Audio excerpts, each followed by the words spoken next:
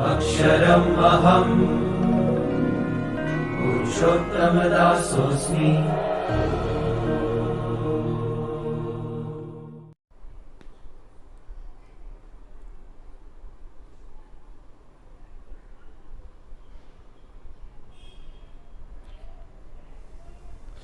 ચાલ, રોજિંદા જીવનમાં રસાયણ એની અંદર આપણે પ્રસ્તાવના એટલે કે હાવ શરૂઆતમાં પ્રારંભિક મુદ્દાઓ લીધેલા, જેની અંદર એવું લીધું હતું પોલ એહલરીચે સૌપ્રથમ આધુનિક ચિકિત્સા પદ્ધતિ માટેના રસાયણોની શોધ કરી, મિનિંગ MBBS થવા માટેની એલોપેથી દવાઓની શોધ પોલ એહલરીચે કરી.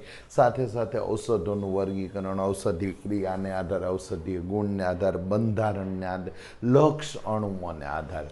હવે ટાઇટલ લખીએ ઉત્સેચકોની ઉદ્દીપકીય ક્રિયાવિધિ. ઉત્સેચકોની ઉદ્દીપક તરીકેની ક્રિયાવિધિ એટલે મિકેનિઝમ જોવી છે 2 માર્કમાં. તો ઉત્સેચકોની લાક્ષણિકતા એ છે કે એની સપાટી ઉપર શું આવેલું છે? સક્રિય સ્થાન આવેલા છે. ઉત્સેચકોની લાક્ષણિકતા એ છે કે એની સપાટી ઉપર સક્રિય સ્થાન આવેલા છે, એક્ટિવ સાઇટ આવેલી છે, જેની સાથે કોણ જોડાય છે? તો કે જેની સાથે પ્રક્રિયકના અણુ જોડાય, જેની સાથે પ્રક્રિયકના અણુ જોડાય.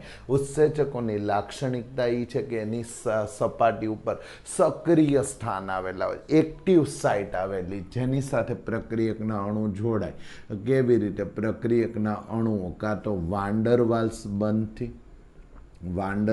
બંધથી, કાં તો હાઇડ્રોજન બંધથી,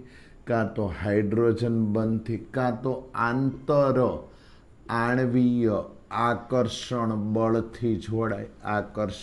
બળથી જોડાય.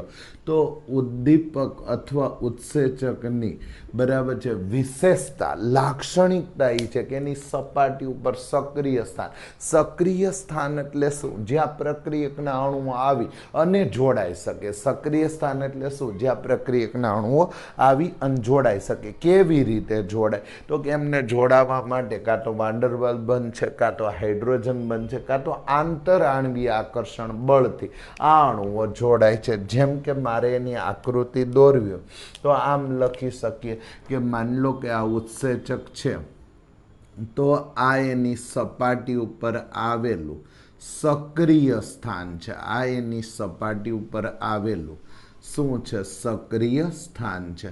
તો આ ઉત્સેચકની સપાટી, આનું નામ છે ઉત્સેચક, અને આ એની સપાટી ઉપર આવેલું, સપાટી પર આવેલ બરાબર શું છે? તો કે સક્રિય સ્થાન છે, જ્યાં પ્રક્રિયકના અણુઓ જોડાવાના છે. તો આ ઉત્સેચકની સપાટી ઉપર આવેલ સક્રિય સ્થાન છે, એક્ટિવ સાઇટ છે, જ્યાં પ્રક્રિયકના અણુઓ કાં તો હાઇડ્રોજન બંધથી, કાં તો વાન્ડરવાલ્સ બંધથી, કાં તો આંતરાણ્વીય આકર્ષણ બળથી જોડાય. કેવી રીતે? તો આ પ્રક્રિયકનો અણુ છે, માની લો કે તો આ પ્રક્રિયકનો અણુ આ જગ્યાએ ગોઠવાશે. આ પ્રક્રિયકનો અણુ છે એ આ જગ્યાએ ગોઠવાશે. આ પ્રક્રિયકનો અણુ છે એ આ જગ્યાએ ગોઠવાય. તો આ પ્રક્રિયાર્થી છે, મિનિંગ પ્રક્રિયકનો અણુ છે, જે આ જગ્યાએ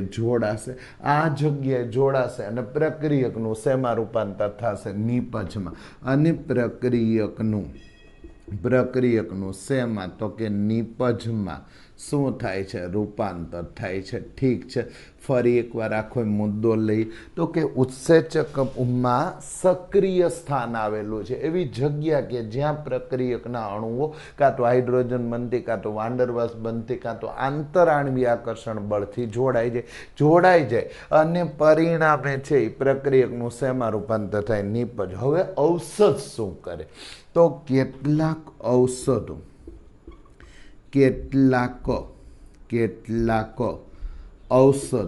એ કોની સાથે? તો કે કેટલાક ઔષધો, કેટલીક ડ્રગ્સ એ બરાબર શું? પ્રક્રિયાર્થી સાથે એટલે પ્રક્રિયકના અણુ સાથે કેટલાક ઔષધો જે પ્રક્રિયાર્થી સાથે એટલે પ્રક્રિયકના અણુ સાથે સ્પર્ધા કરે બરાબર. સ્પર્ધા કરે એટલે શું? સ્પર્ધા કરે એટલે શું? તો કે પેલા કોણ જોડાય? પ્રક્રિયકનો અણુ જોડાય કે ઔષધ જોડાય? તો એને કહેવાય સ્પર્ધા કરે. અને તે ઉત્સેચકની અને ઔષધ કઈ જગ્યાએ ગોઠવાય? ઔષધ ઉત્સેચકના કોની સાથે? તો કે સક્રિય સ્થાન સાથે જોડાય અને શું બનાવે? અને બરાબર પ્રક્રિયાર્થીની ક્રિયાને શું કરે છે? અવરોધે છે. પ્રક્રિયાર્થીની ક્રિયાને શું કરે છે? અવરોધે છે. કોણ? તો કે કેટલાક ઔષધ. હવે શું આખો મુદ્દો શું કહેવા માગે છે? ફરી એકવાર જોઈએ તો શું થાય છે આમ? તો કે ભાઈ અહીં પ્રક્રિયાર્થી આ સક્રિય સ્થાન આ ઉત્સેચકની સપાટી છે જ્યાં પ્રક્રિયાથી જોડાઈ જાય અને પ્રક્રિયકનું શેમાં રૂપાંતર કરે? નિપજ. આવી સીધી સાદી પ્રક્રિયા બતાવી. એમાં કેટલાક ઔષધો એવા છે કે જે આ ઉત્સેચકના સક્રિય સ્થાન સાથે જોડાય છે. કેવી રીતે જોડાય? પ્રક્રિયાર્થી જોડાતો હોય એને બદલે પોતે જોડાય જાય. પોતે જોડાય એટલે સ્પર્ધા કરે. સ્પર્ધા કરવી એટલે શું? પ્રક્રિયાર્થી પેલો પ્રક્રિયાર્થી સક્રિય સ્થાન સાથે પહેલા જોડાય કે ઔષધ સક્રિય સ્થાન સાથે પહેલા જોડાય? એને કહેવાય સ્પર્ધા કરે. તો સ્પર્ધા કરે છે અને શું કરે છે? તો કે સક્રિય સ્થાન સાથે જોડાય છે અને પરિણામે શું થશે? તો કે ઔષધ ઉત્સેચકના સક્રિય સ્થાન સાથે જોડાય તો પ્રક્રિયાર્થી સ્પર્ધા કરે અને ઔષધ સ્પર્ધા કરે અને પ્રક્રિયાર્થી પહેલા સક્રિય સ્થાન સાથે જોડાય છે બરાબર. એટલે મીનિંગ પ્રક્રિયાર્થીને સક્રિય સ્થાન સાથે જોડાતો અટકાવે છે. પ્રક્રિયાર્થીને સક્રિય સ્થાન સાથે જોડાતો અટકાવે છે. પ્રક્રિયાર્થીને સક્રિય સ્થાન સાથે જોડાતો અટકાવે. પ્રક્રિયાર્થીને સક્રિય સ્થાન સાથે જોડાતો અટકાવે છે. તરત જ પ્રશ્ન થયો કે ભાઈ માની લો કે આ બધું ઠીક છે, ચાલો એ જોડાતો અટકાયું, તો આવા ઔષધોને શું નામ અપાય? ઔષધોને સ્પર્ધાત્મક અવરોધક ઔષધ અથવા તો નામ અપાય સ્પર્ધાત્મક નિરોધક ઔષધ કહે છે. આવા ઔષધો કે જે પ્રક્રિયાર્થીને સક્રિય સ્થાન સાથે જોડાતા અટકાવે. પ્રત્યાયન પ્રક્રિયા, કોમ્યુનિકેશન પ્રક્રિયા, સંદેશો લઈને આવે અહીં જોડાવે પણ એ થવા ન દે, કોમ્યુનિકેશન અટકાવી દે. કેવી રીતે અટકાવે? ફરી એકવાર આ ઉત્સેચકની સપાટી લખીએ. તો માફ કરજો, સપાટી થોડી નાની મોટી થઈ જાય. તો આ ઉત્સેચકની સપાટી છે બરાબર. એની સાથે બે જોડાનાર પદાર્થો છે, એક પ્રક્રિયાર્થી છે અને એક ઔષધ છે. કોણ? તો કે એક પ્રક્રિયાર્થી છે,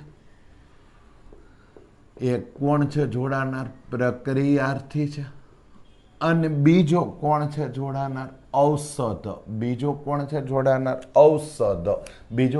જોડાનાર? ઔષધ. હવે આમાં વેલાઈ પહેલાનો ગુણધર્મ છે. બીજો કોણ જોડાનાર છે? ઔષધ. તો પ્રશ્ન એ થયો કોણ પહેલા જોડાશે? તો આ ઔષધ આ સક્રિય સ્થાનમાં પહેલા જોડાય છે. મિનિંગ પ્રક્રિયાર્થીને જોડાવા દેતો નથી એટલે એને અવરોધક ઔષધ અથવા સ્પર્ધાત્મક ઔષધ કે સ્પર્ધાત્મક નિરોધક ઔષધ તરીકે ઓળખી શકાય. તો હવે શું થયું આનું રિઝલ્ટ? તો ઉત્સેચક એમનેમ રહ્યું બરાબર. હવે એની સાથે ઉત્સેચક એમનેમ રહ્યું. હવે એની સાથે કોણ જોડાઈ જશે? ઔષધ. કોણ જોડાઈ જશે? ઔષધ. તો આ ઔષધ જોડાઈ ગયો, ઉત્સેચક એમનેમ રહ્યો, ઔષધ જોડાઈ ગયો, ઉત્સેચક એમનેમ રહ્યો, ઔષધ જોડાઈ ગયો, ઉત્સેચક એમનેમ રહ્યો, ઔષધ જોડાઈ ગયો, કોણ જોડાઈ ગયો? ઔષધ. ઔષધ પરિણામે કોને જોડાવા ન દીધો? પ્રક્રિયાર્થીને જોડાવા નથી દેતો. કોક કે આ તો દખલગીરી કહેવાય, આ તો અવરોધ કહેવાય, આ તો ખોટું કહેવાય, તો એને કારણે તો પ્રક્રિયા અટકી નહીં પડે. હવે એનો ફાયદો થયો કે ગેરફાયદો એ આગળ ઉપર જોઈએ. પણ અહીં શું કર્યું ઔષધે? પ્રક્રિયાથી સક્રિય સ્થાન સાથે જોડાવા જતો હતો, ત્યાં ઔષધ પોતે ત્યાં જોડાઈ ગયું, સ્પર્ધા કરી, એટલે રેસમાં ભાગ લીધો. ફરી એકવાર, આ છે સક્રિય સ્થાન, આ વિનિંગ પોસ્ટ છે, જ્યાં પ્રક્રિયાર્થીને પહોંચવાનું છે ને ઔષધને પહોંચવાનું. પણ ઔષધ ઝડપી દોડે, ફાસ્ટ દોડે છે, એટલે ઔષધ છે એ સક્રિય સ્થાન સાથે જોડાઈ જાય. બરાબર, ઔષધ સક્રિય સ્થાન સાથે જોડાઈ જાય. પરિણામે પ્રક્રિયાર્થી જોડાઈ શકતો નથી. પ્રક્રિયાર્થીની જોડાવાની ક્રિયાને અવરોધે છે, અટકાવે છે. એટલે આવા ઉત્સેચક, આવા ઔષધોને સ્પર્ધાત્મક અવરોધક ઔષધ અથવા સ્પર્ધાત્મક નિરોધક ઔષધ કહીશું. અચ્છા, બીજા કેટલાક ઔષધ એવા છે, ઔષધ એવા છે કે જે, કેટલાક ૌષધ એવા છે કે જે કોની સાથે જોડાવા જોઈએ? તો કે સક્રિય ઉત્સેચકની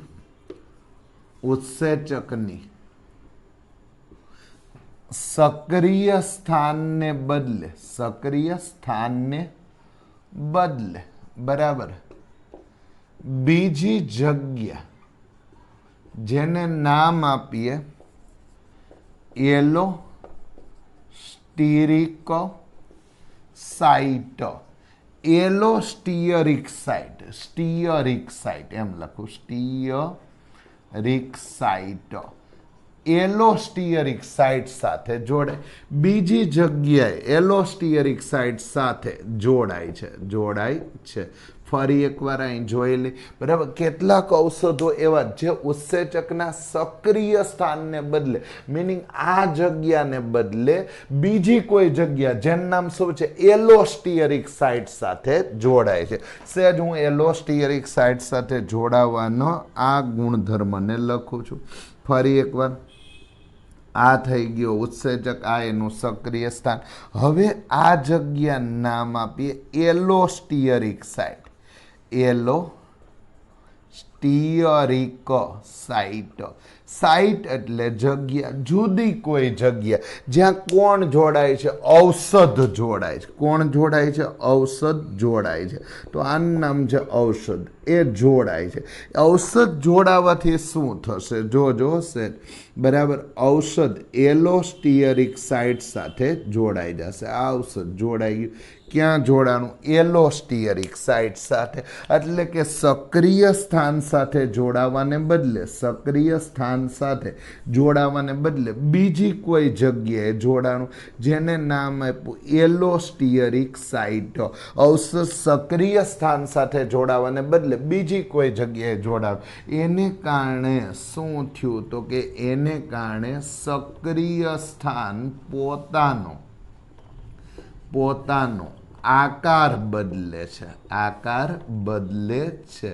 એને કારણે સક્રિય સ્થાન, આ એલોસ્ટીયરિક સાઇટ સાથે ઔષધ જોડાવાને કારણે, બરાબર, શું? તો કે સક્રિય સ્થાન પોતાનો આકાર બદલે. જે આવા પ્રકારનો આકાર ધરાવતું હતું એ સક્રિય સ્થાન હવે આવો આકાર ધરાવે છે. હવે જો આવો આકાર ધરાવે તો એને કારણે શું થશે? પ્રક્રિયાર્થીને ખબર નથી કે ભાઈ મારે આકાર બદલેલી જગ્યાએ જવાનું. એ તો એવું માને છે કે મારે સક્રિય સ્થાન સાથે જોડાવાનું છે. પ્રક્રિયાર્થીને ખબર નથી કે ભાઈ અહીં સક્રિય સ્થાને પોતાનો આકાર બદલી લીધો. શું કામ બદલો? ફરી એકવાર, એવી જગ્યાએ ઔષધ જોડાઈ ગયું જેને કારણે સક્રિય સ્થાને પોતાનો આકાર બદલી નાખ્યો. પરિણામ એવું થયું કે જ્યારે પ્રક્રિયાર્થી મિનિંગ પ્રક્રિયકનો અણુ, બરાબર છે, અણુ કોની સાથે? સક્રિય સ્થાન સાથે, બરાબર છે, શું?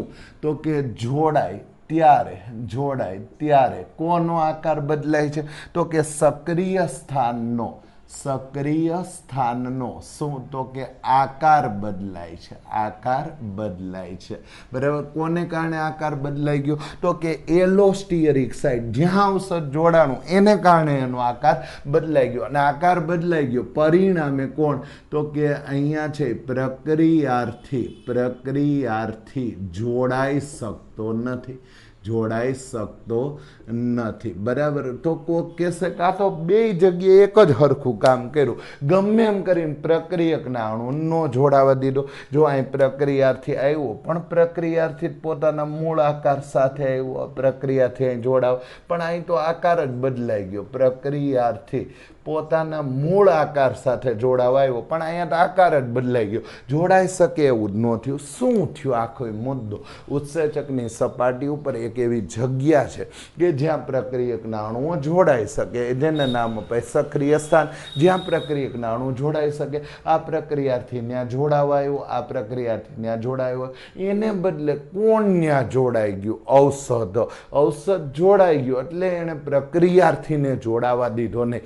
એનું નામ થયું સ્પર્ધાત્મક અવરોધક ઔષધ, સ્પર્ધાત્મક નિરોધક ઔષધ. બીજા એવા ઔષધ છે કે જે સક્રિય સ્થાન સાથે જોડાવાની જગ્યાએ બીજી કોઈ જગ્યાએ ઉત્સેચકારે જોડાય, બીજી કોઈ જગ્યાએ ઉત્સેચકારે જોડાય, આ જગ્યાએ જોડાય. આ બીજી જગ્યાનું નામ છે એલોસ્ટિયરિક સાઇટ.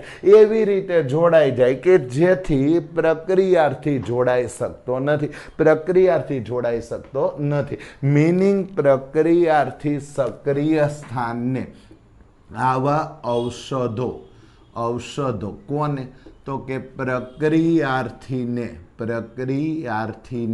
કોની સાથે? સક્રિય સ્થાન સાથે જોડાતા શું કરે છે? અટકાવે છે.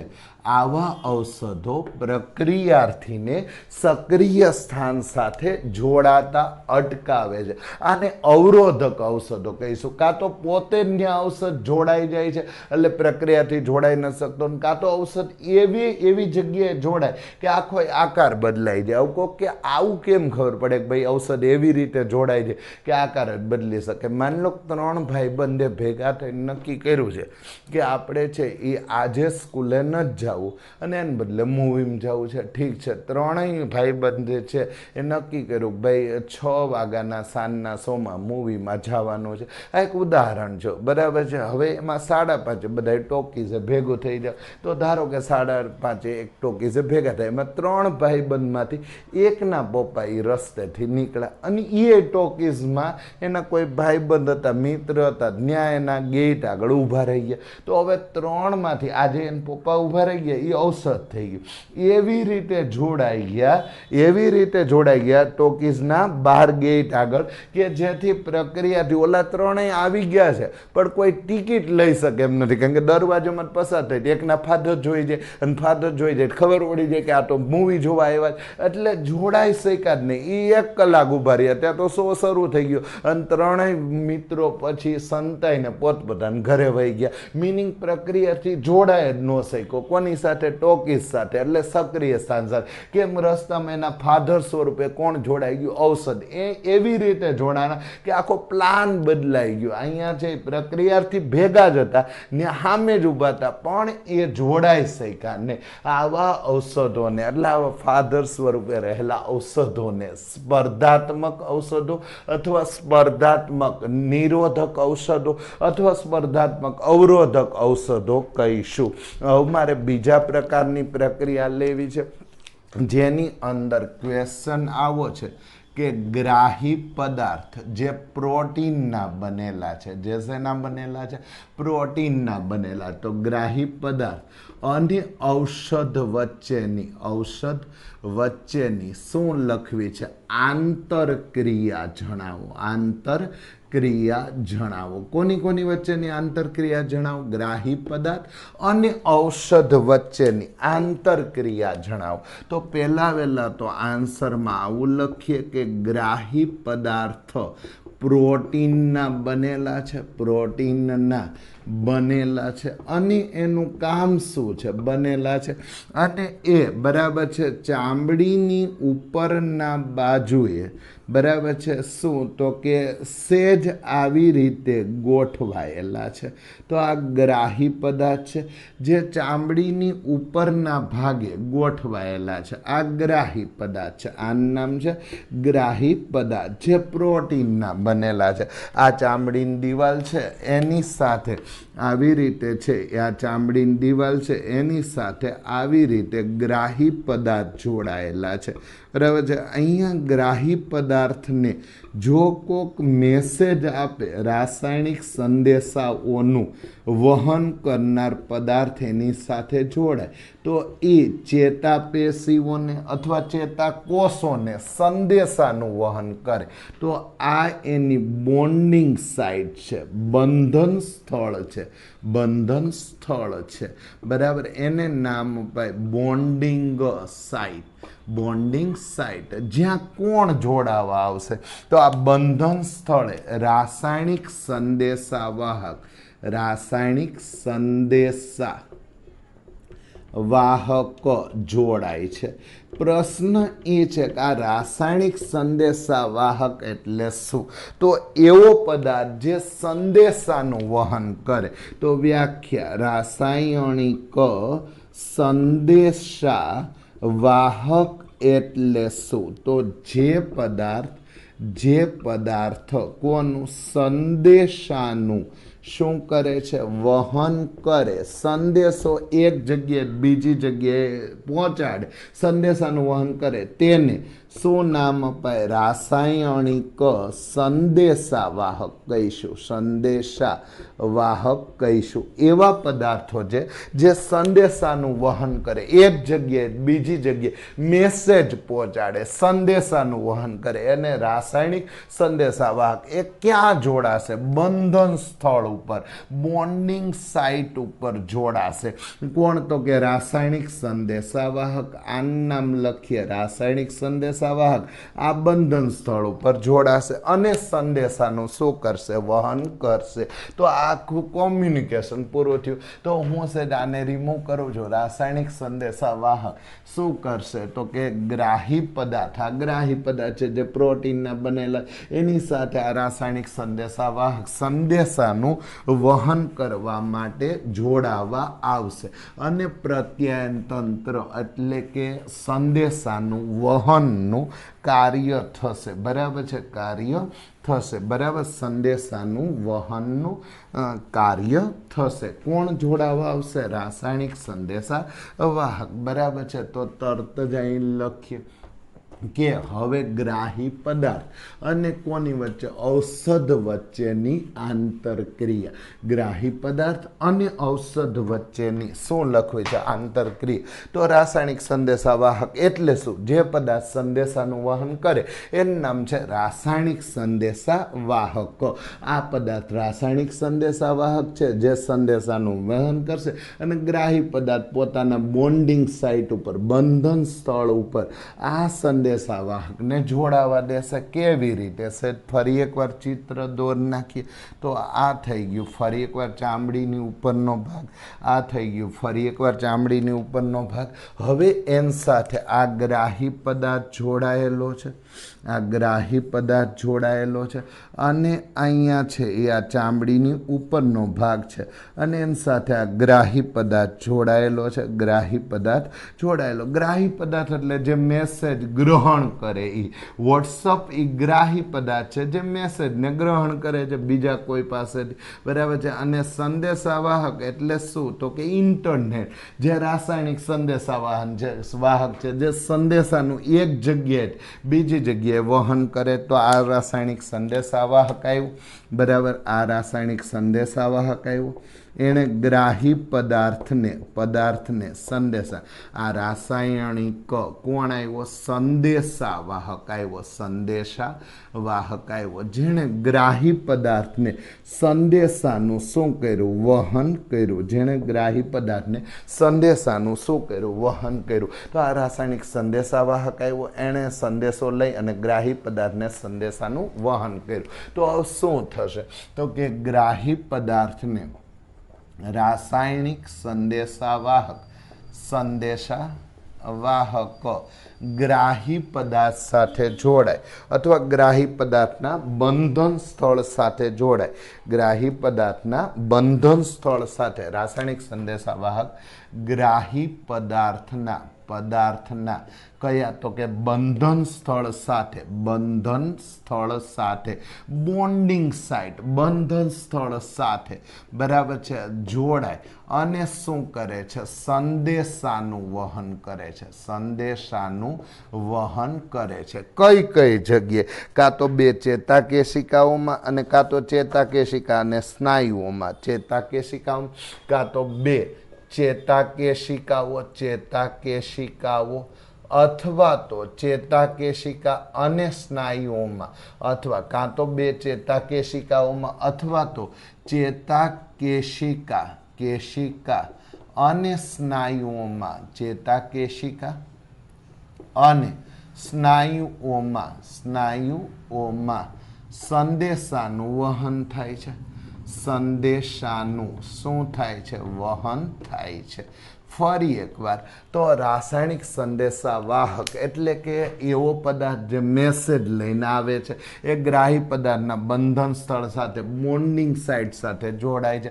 કાં તો બે ચેતાકેશિકાઓને મેસેજ આપે છે કાં તો ચેતાકેશિકા અને સ્નાયુઓમાં સંદેશાનું વહન થાય છે. આ પ્રત્યાયન પ્રક્રિયા પૂરી થઈ ગઈ. આ મેસેજની આપલે પૂરી થઈ ગઈ. તો કહો કે ઔષધનો રોલ શું છે? તો અહીં બે પ્રકારના ઔષધ છે. તો અહીં બરાબર છે બે પ્રકારના શું છે? તો કે ઔષધ છે. કયા? તો કે પહેલું નામ લખીએ એન્ટાગોનિસ્ટ પ્રકારના ઔષધો. પહેલું નામ શું છે? એન્ટાગોનિસ્ટ પ્રકારના ઔષધો. એન્ટાગોનિસ્ટ શું નામ લખીએ? એન્ટાગોનિસ્ટ પ્રકારના ઔષધ. સળગતો પ્રશ્ન છે એન્ટાગોનિસ્ટ એટલે શું? તો અહીં સંદેશાવાહક આવ્યો, ગ્રાહી પદાર્થે સંદેશો લઈ લીધો. સંદેશો બે ચેતાકેશિકાને પહોંચાડ્યો કાં તો સ્નાયુઓને પહોંચાડ્યો કે ભાઈ આ કામ કરતા થઈ જાઓ. હવે એની જગ્યાએ ઔષધો શું કરશે? તો એન્ટાગોનિસ્ટ પ્રકારના ઔષધો શું કરશે? તો કે ઔષધો રાસાયણિક સંદેશાવાહકને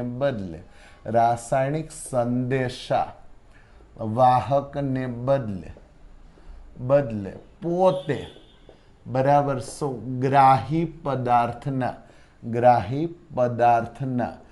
બંધન સ્થળ સાથે બોન્ડિંગ સાઇટ સાથે જોડાય અને શું કરશે? તો કે રાસાયણિક સંદેશા વહનની પ્રક્રિયાને શું કરે છે? અવરોધે છે. તો આ પ્રકારના ઔષધ એન્ટાગોનિસ્ટ પ્રકારના ઔષધ શું કરશે? તો કે સંદેશાવાહક જોડાવવો જોઈએ એની જગ્યાએ ઔષધ પોતે જોડાઈ જશે. કેવી રીતે? છેલ્લી વાર આકૃતિ દોર દો. આ વખતે થોડી નાની દોર નાખો. ગ્રાહી પદાર્થ, ફરી એકવાર ગ્રાહી પદાર્થ, ફરી એકવાર અહીંયા છે ચામડીની નીચેનો ભાગ જ્યાં સંદેશાનું શું થાય છે? વહન થાય. ગ્રાહી પદાર્થ ચામડીની નીચેનો ભાગ જ્યાં સંદેશાનું શું થાય છે? વહન થાય. બરાબર છે. ગ્રાહી પદાર્થ. હવે એની સાથે કોણ જોડાઈ જશે? તો કે ઔષધ. કોણ જોડાઈ જશે? ઔષધ. તો કોણ નહીં જોડાઈ શકે? કયું ઔષધ જોડાઈ જશે? જેનું નામ છે એન્ટાગોનિસ્ટ પ્રકારનું ઔષધ. કયું ઔષધ જોડાઈ જશે?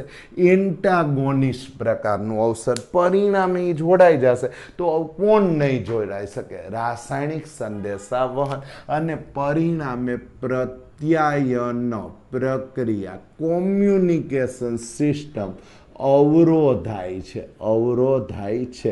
મિનિંગ સંદેશાવાહક જે સંદેશો લઈને આવે એ સંદેશો બોન્ડિંગ સાઇટ સુધી પહોંચે જ નહીં, ગ્રાહી પદાર્થ સુધી પહોંચે જ નહીં. રસ્તામાં કોણ આવી જાય? તો કે રસ્તામાં આ કોણ આવી જાય છે? ઔષધ. ઔષધ અહીં પોતે બેહી જાય. આ ઔષધ છે, ઔષધ પોતે બેહી જાય તો સંદેશાવાહક સંદેશો વહન કરી શકશે નહીં, અહીં બહાર ઊભો રહી જાય, સંદેશો વહન થશે નહીં. તો રાસાયણિક પ્રક્રિયામાં કોમ્યુનિકેશન અવરોધ થાય. આપણે એક જ કામ કરીએ છીએ આજે આખા દિવસમાં કે ઔષધ આવીને અવરોધ ઉત્પન્ન કરે છે. આવા ઔષધને અગાઉ નામ આપ્યું હતું સ્પર્ધાત્મક અવરોધકો, જે કોની સાથે? ઉત્સેચકો અને ઔષધો વચ્ચેની આંતરક્રિયા. અહીં ગ્રાહી પદાર્થ અને ઔષધો વચ્ચેની આંતરક્રિયામાં એન્ટાગોનિસ્ટ ઔષધો છે.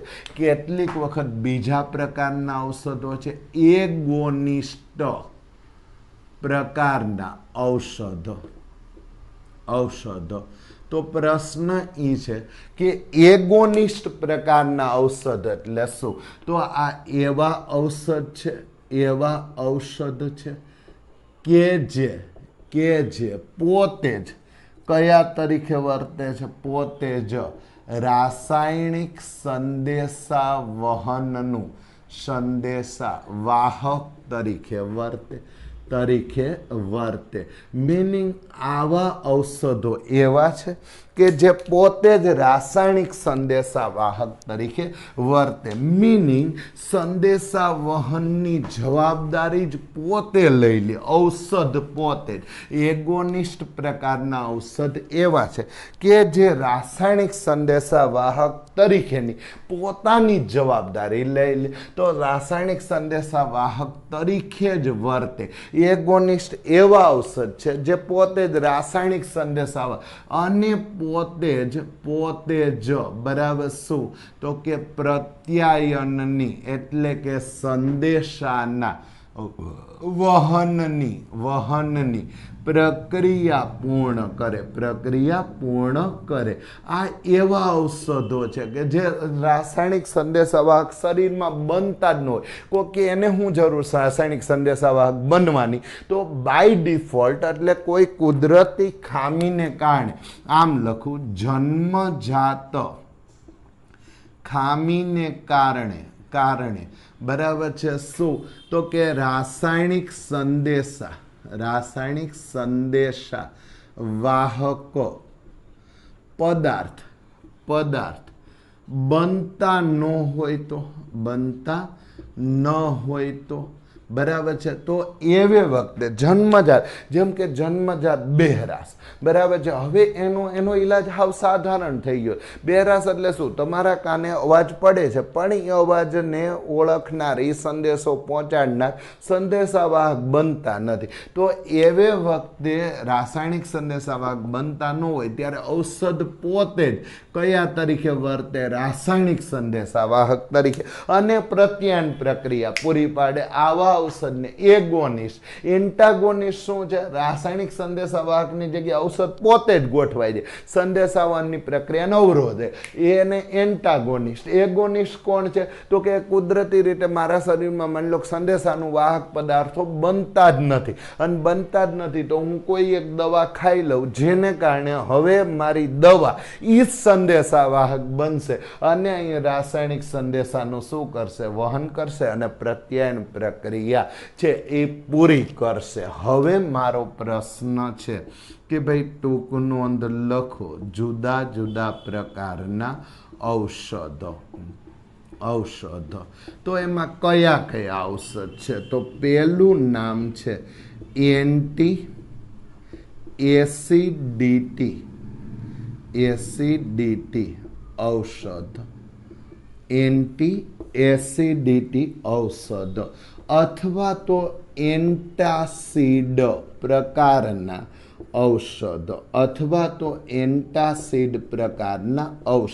એન્ટી એસિડિટી ઔષધ અથવા તો એન્ટાસિડ પ્રકારના ઔષધ. હવે શું છે એમાં લખું જ, પણ એ પહેલાં હું આને રિમૂવ કરું છું. આપવાનો સ્ક્રીનશોટ લઈ લો. ચાલો, પ્રતિ એસિડ પદાર્થો અથવા એન્ટી એસિડિટી ડ્રગ. તો એસિડિટી થાય ક્યારે? તો એના જવાબમાં આવો 2 માર્કનો પ્રશ્ન પૂછે ઔષધમાં કે એન્ટી એસિડિટી ડ્રગ વિશે ટૂંક નોંધ લખો. તો એના જવાબમાં આવું લખીએ કે ભાઈ માન લો કે જ્યારે જઠરમાં વધારે ખોરાક ખવાઈ જાય, બરાબર, જઠરમાં વધારે ખોરાક ખવાઈ જાય, જરૂરિયાત હોય 100 ગ્રામ ખોરાકની અને આપણે ખાઈ લઈ 1 કિલોગ્રામ, તો જઠરમાં જ્યારે વધારે ખોરાક ખવાઈ જાય ત્યારે તેના પાચન માટે બરાબર શું, તો કે જઠર વધારે HCl નો સ્ત્રાવ કરે છે. શું કામ HCl નો સ્ત્રાવ કરે છે? ભાઈ જઠરનું કામ છે ખોરાકનું પાચન કરવું.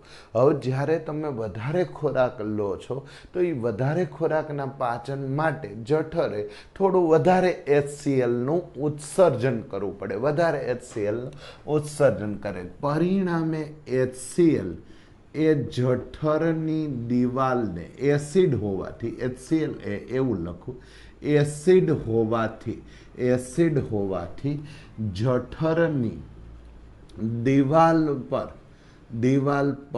બળતરા અથવા તો દુખાવો ઉત્પન્ન કરે અને એને કારણે એસિડિટી થાય. તેથી શું થાય છે? તો કે એસિડિટી થાય છે. આ કારણથી એસિડિટી થાય. ફરી એકવાર, એસિડિટી શું કામ? જ્યારે જઠરમાં વધારે ખોરાક ખવાય છે, જરૂરિયાત હતી ખોરાકની 200 ગ્રામની અને તમે ખાધો 500 ગ્રામ, તો નાનું એવું જઠર એ 500 ગ્રામ ખોરાકને કેમ પચાવે? તો એને પચાવવા માટે 1.5 લીટર HCl નો સ્ત્રાવ કરતો એની જગ્યાએ 2 લીટર HCl નો સ્ત્રાવ કરે, મિનિંગ HCl નું પ્રમાણ વધે. હવે HCl એસિડ છે, કોરોઇઝિવ હોય, એટલે કે એ સપાટીને ક્ષારણ કરે, સપાટીને ખોદે, એટલે જઠરની દિવાલમાં બળતરા અને દુખાવો ઉત્પન્ન થાય. આને કારણે એસિડિટી થાય. આ એસિડિટી અટકાવવા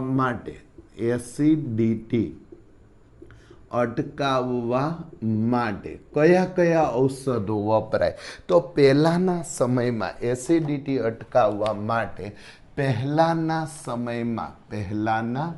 સમયમાં બરાબર કયા ઔષધો વપરાતા હતા? Sodium bicarbonate, sodium hydrogen carbonate, sodium bicarbonate, જેનું અત્યારે નામ છે ઈનો. સોડિયમ બાયકાર્બોનેટ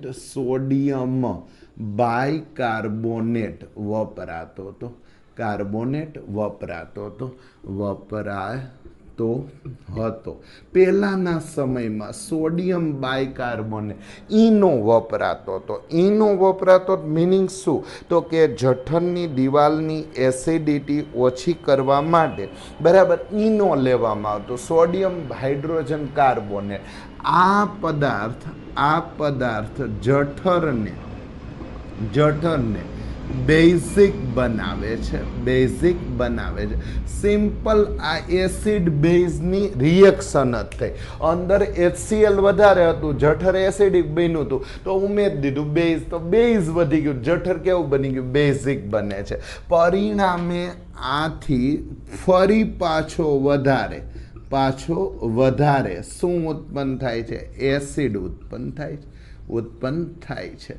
મિનિંગ આ પીવું જોઈએ નહીં. મિનિંગ ડાક્ટરો બરાબર છે સોડિયમ બાયકાર્બોનેટનો ઉપયોગ ઓછો કરવાનું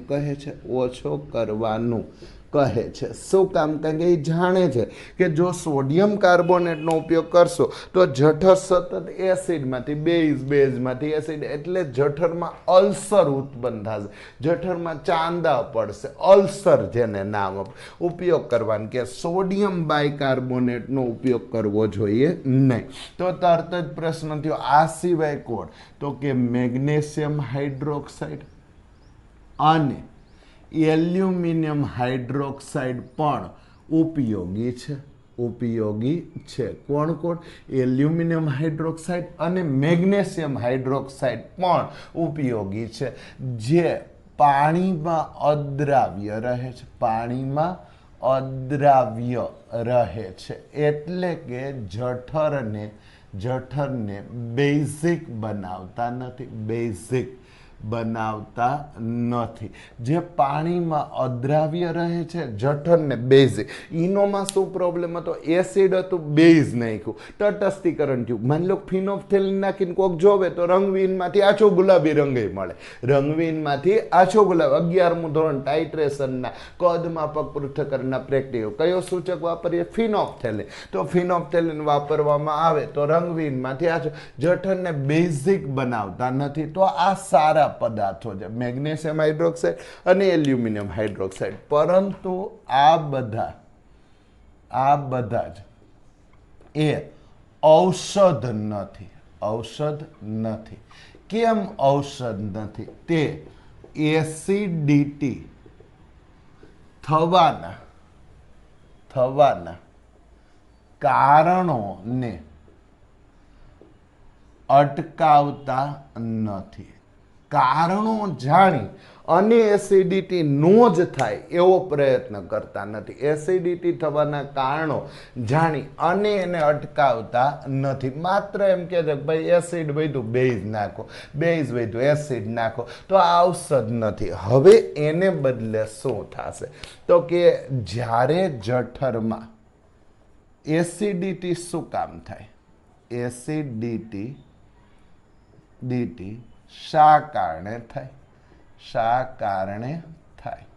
બરાબર છે. ચલો તો પ્રશ્ન તો કે જ્યારે જઠરમાં હિસ્ટેમાઇન ઉત્પન્ન થાય, જઠરમાં હિસ્ટેમાઇન ઉત્પન્ન થાય ત્યારે તે બરાબર શું કરે છે? તો કે જઠરમાં પેપ્સિન અને HCl, જઠરમાં પેપ્સિન નામનો ઉત્સેચક એ ગ્રાહી પદાર્થ સાથે જોડાય અને શું? તો કે વધારે HCl ઉત્પન્ન કરવાનો સંદેશો આપે છે. શું કરે છે? જઠરમાં રહેલો પેપ્સિન ઉત્સેચક એ ગ્રાહી પદાર્થ સાથે જોડાય છે. ગ્રાહી એટલે મેસેજ લેનાર. અને શું કરે છે? વધારે HCl ઉત્પન્ન કરતો મેસેજ પાસવે કરે. એથી જઠર વધુ ને વધુ HCl ઉત્પન્ન કરે. હવે અહીંયા શું કરે છે? જ્યારે સિમિટીડિન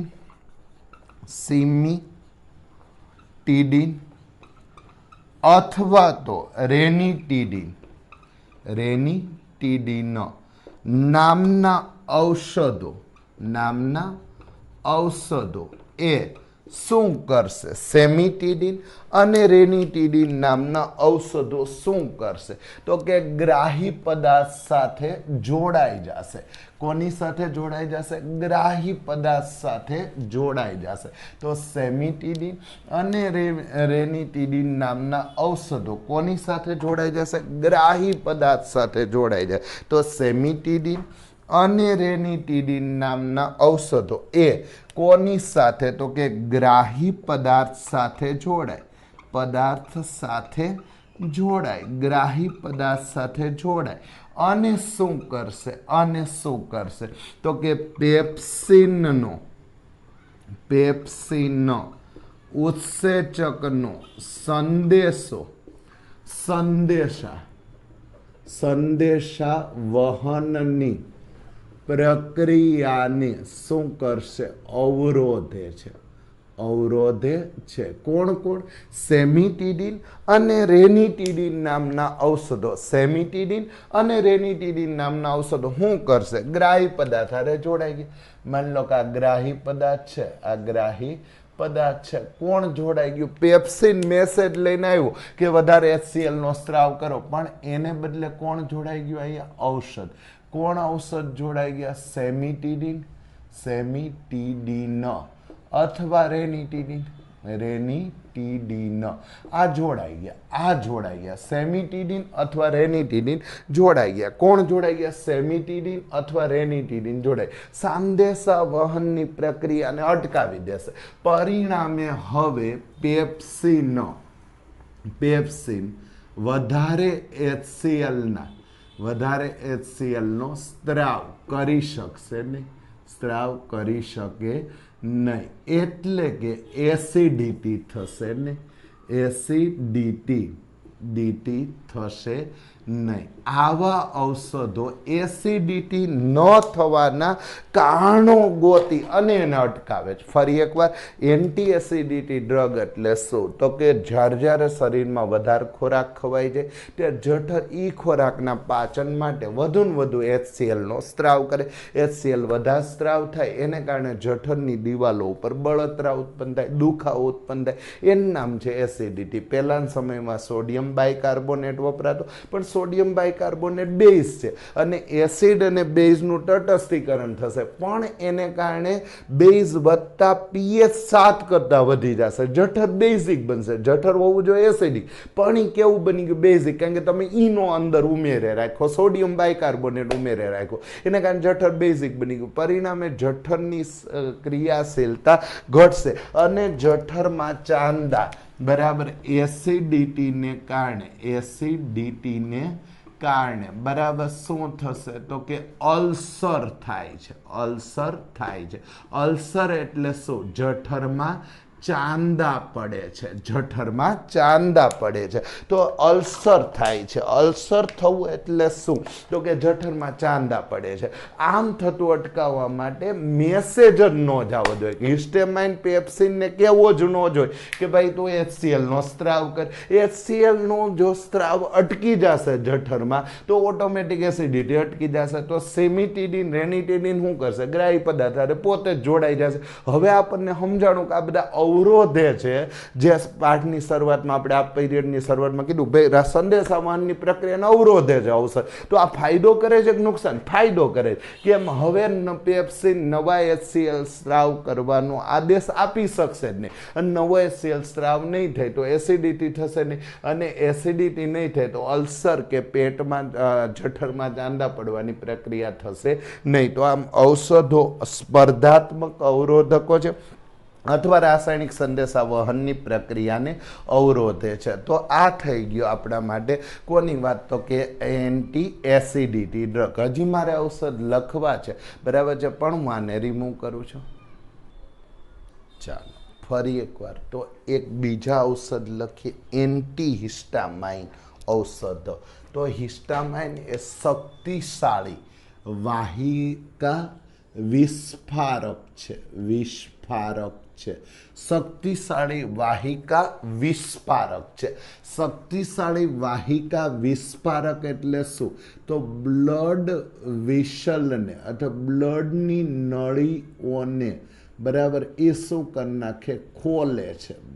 બ્લડની નળીઓને પોળી કરી દે, ઢીલી પાડી દે, જેથી બ્લડનું સર્ક્યુલેશન વધે. શક્તિશાળી વાહિકા વિસ્ફારક છે. હિસ્ટેમાઇન એ શક્તિશાળી વાહિકા વિસ્ફારક છે. એટલે શું? તો કે લોહીની નળીઓને ખોલે છે, લોહીની નળીઓ ઢીલી પાડી દે એટલે લોહીનો ફ્લો વધે અને પરિણામ નાક લાલ થઈ જાય, શરદી થાય, ત્યારે છીંકવા આવવાની શરૂઆત થઈ.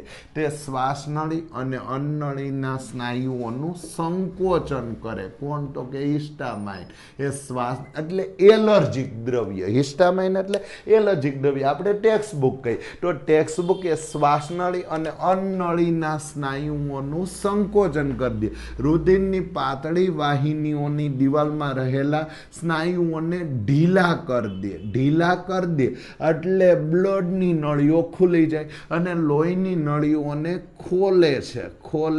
પરિણામે એલર્જી, જેમ કે છીંકો આવવી, બરાબર, લાલ ચામડી થવી, બરાબર છે, આ બધો, અથવા ચામડી પર સોજો આવવો,